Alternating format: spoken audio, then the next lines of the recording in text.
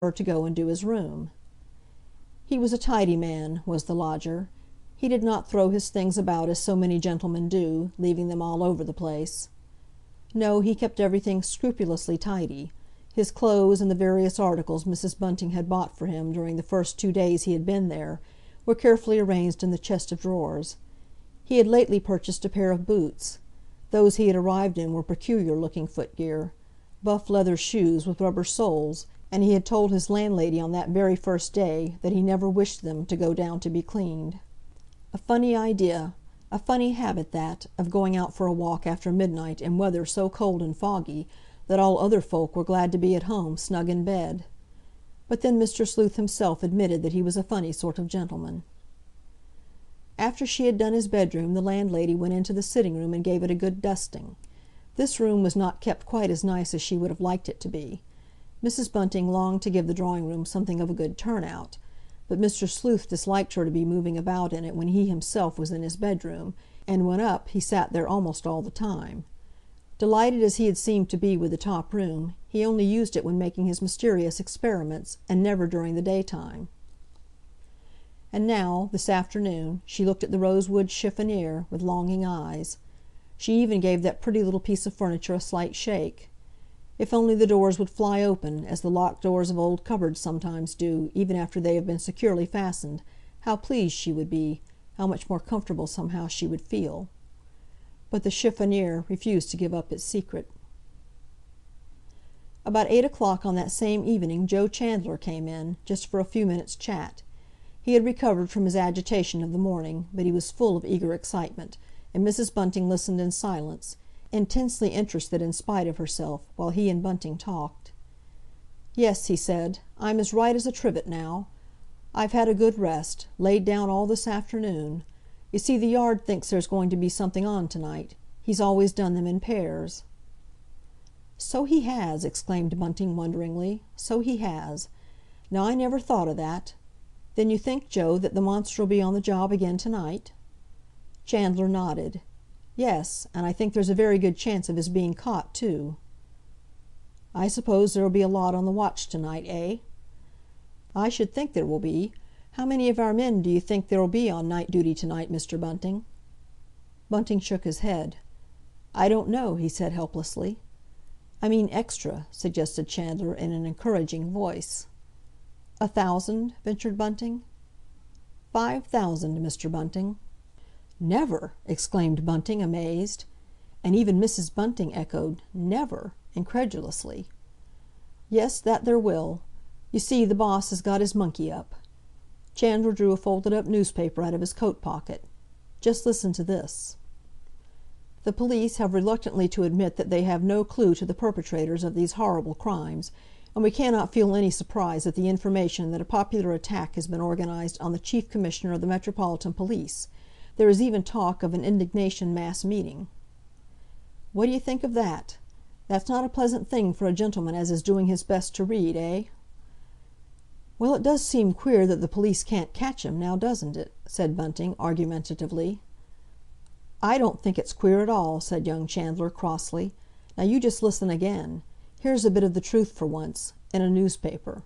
And slowly he read out: "The detection of crime in London now resembles a game of blind man's buff, in which the detective has his hands tied and his eyes bandaged. Thus is he turned loose to hunt the murderer through the slums of a great city." "Whatever does that mean?" said Bunting. "Your hands aren't tied and your eyes aren't bandaged, Joe." "It's metaphorical like that it's intended, Mr. Bunting. We haven't got the same facilities. No, not a quarter of them, that the French techs have." And then, for the first time, Mrs. Bunting spoke. "What was that word, Joe? Perpetrators. I mean that first bit you read out." "Yes," he said, turning to her eagerly. "Then do they think there's more than one of them?" she said, and a look of relief came over her thin face. "There's some of our chaps thinks it's a gang," said Chandler. "They say it can't be the work of one man." "What do you think, Joe?" "Well, Mrs. Bunting, I don't know what to think. I'm fair puzzled."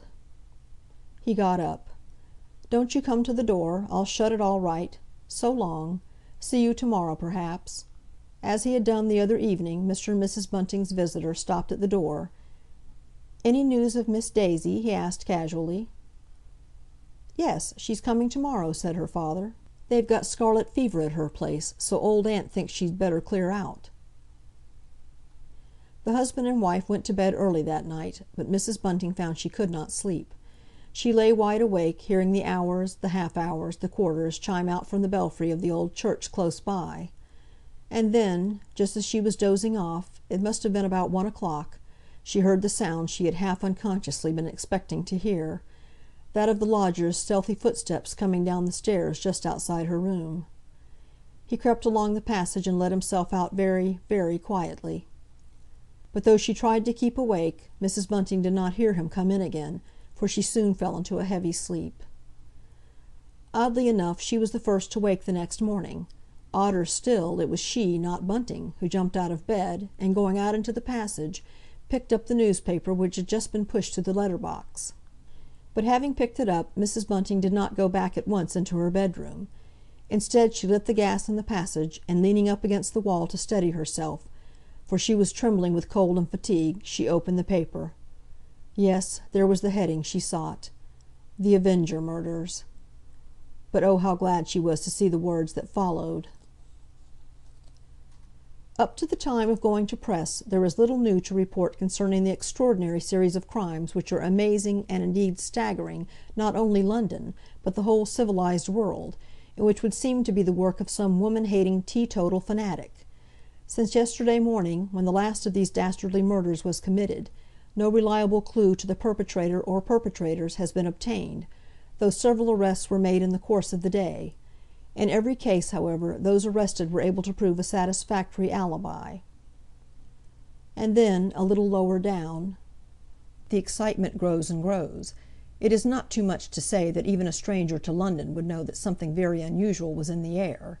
As for the place where the murder was committed last night—" "Last night!" thought Mrs. Bunting, startled, and then she realized that "last night" in this connection meant the night before last. She began the sentence again. "As for the place where the murder was committed last night, all approaches to it were still blocked up to a late hour by hundreds of onlookers, though of course nothing now remains in the way of traces of the tragedy." Slowly and carefully Mrs. Bunting folded the paper up again in its original creases, and then she stooped and put it back down on the mat where she had found it. She then turned out the gas, and going back into bed she lay down by her still sleeping husband. "Anything the matter?" Bunting murmured, and stirred uneasily. "Anything the matter, Ellen?" She answered in a whisper thrilling with a strange gladness. "No, nothing, Bunting, nothing the matter. Go to sleep again, my dear." They got up an hour later, both in a happy, cheerful mood. Bunting rejoiced at the thought of his daughter's coming, and even Daisy's stepmother told herself that it would be pleasant having the girl about the house to help her a bit. About 10 o'clock Bunting went out to do some shopping. He brought back with him a nice little bit of pork for Daisy's dinner, and 3 mince pies. He even remembered to get some apples for the sauce. End of Chapter 6. Recording by Leanne Howlett.